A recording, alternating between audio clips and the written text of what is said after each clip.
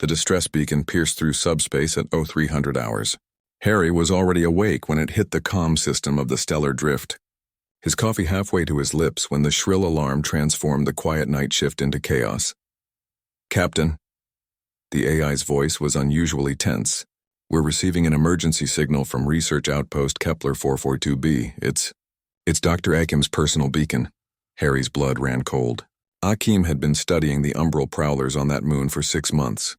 Apex predators that made Earth's big cats look like house pets. The creatures were 8 feet of muscle, shadow black fur, and intelligence that bordered on unsettling. "Set course. Maximum burn," Harry ordered, abandoning his coffee to the zero-gravity drift.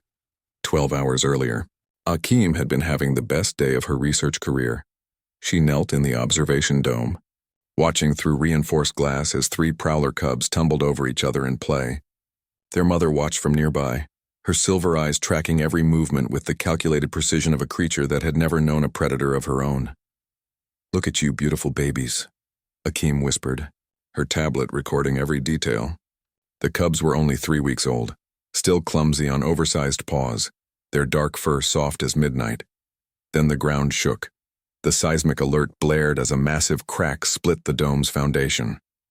Akim's heart hammered as she watched the mother prowler flee, survival instinct overriding maternal care as the structure groaned. But the cubs were too small, too confused. They mewled in distress, scrambling toward the widening fissure.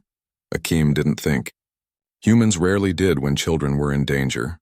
Any children. She overrode the safety locks and burst through the dome's access port. The cubs scattered at first, terrified of the strange 2-legged creature. But as debris began to rain from above and the ground buckled beneath them, Akim did what any human would do. She gathered them. 3 60-pound cubs with claws like daggers and teeth designed to puncture armored hide. They squirmed and hissed, but Akim wrapped her arms around them, shielding their bodies with her own as she dragged them toward the emergency shelter. Her jacket tore. Blood ran hot down her arms where tiny claws found purchase. She didn't let go. Inside the shelter, the cubs finally calmed. Perhaps it was exhaustion. Perhaps it was the strange, steady heartbeat of the human who wouldn't abandon them. They curled against her warmth as the world outside continued to tear itself apart. Akim triggered her personal beacon, then wrapped herself around the cubs more tightly. The shelter had power for 20 hours. Help would come. It had to. But as adrenaline faded and blood loss took its toll, Akim's eyes grew heavy. The cub's body heat was surprisingly comforting. One of them, the smallest, nuzzled against her neck, making a sound somewhere between a purr and a trill. "It's okay, babies," she murmured. "Someone's coming. I promise." Her eyes closed. The cubs began to purr, a deep, resonant sound that filled the shelter like a living lullaby. Harry found the shelter half buried under rubble. His team worked frantically to clear the entrance, and when the door finally gave way, he stopped breathing. The shelter was dark except for the emergency lights, and there in the center was Akim. She was unconscious, her clothes torn and bloodied, face pale from blood loss. But she wasn't alone.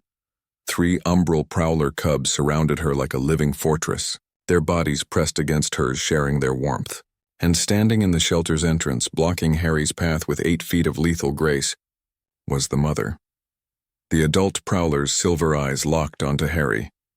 Her lips pulled back, revealing teeth that could shear through bone. Every member of his rescue team raised their weapons.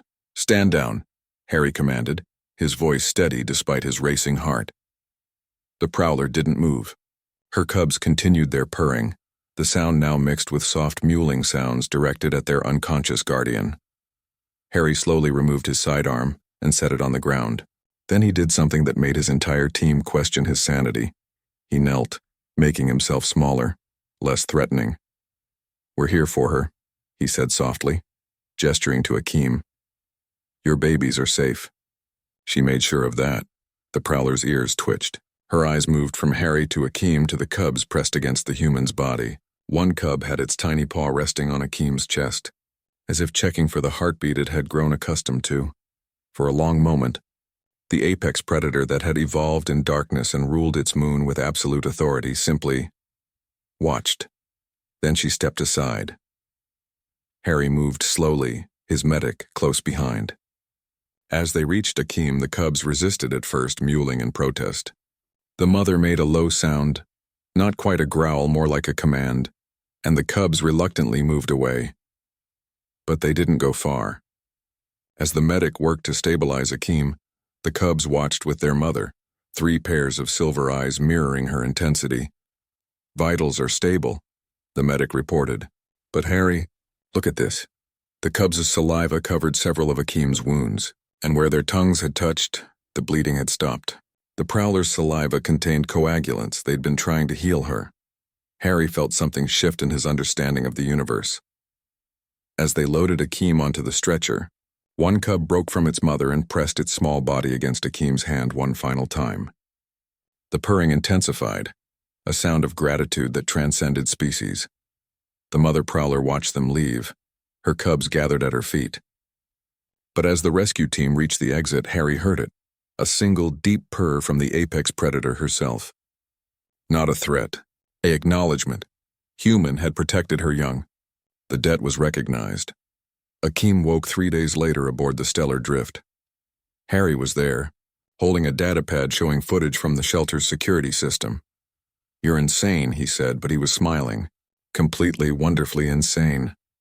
Akeem watched herself on the screen, unconscious and surrounded by purring shadows. "They're just babies," she whispered. "Yeah," Harry agreed. "And you're just human." That was enough.